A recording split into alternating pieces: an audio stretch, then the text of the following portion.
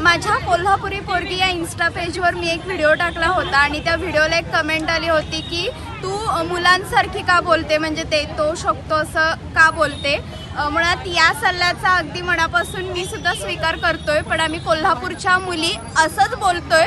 कदाचित त्याला एक इतिहास सुद्धा आहे, कारण कोल्हापूर म्हटलं की महाराणी ताराराणींचं नाव हे आपसुकच येतं. आणि ज्या वेळेला मराठ्यांच्या गादीला कोणताही वारसदार नव्हता त्यावेळेला एका स्त्रीनं पुढाकार घेतला, राज्याची धुरा हातामध्ये घेतली, औरंगजेबाशी लढा दिला आणि हा सगळा संघर्ष ताराराणींनी केला. या राजघराण्यामध्ये आम्ही करतो, आम्ही बोलतो अशा प्रकारची शब्दरचना आहे आणि कदाचित ताराराणींची ही शब्दरचना आम्हा कोल्हापुरी मुलींच्या अंगामध्ये त्यांच्या शब्दामध्ये अशी झिरपली असावी आणि म्हणून कदाचित आम्ही कोल्हापूरच्या पोरी असंच बोलतोय. कदाचित या पोरी नाहीत, या वाघिणी आहेत म्हटलं तरी हरकत नाही.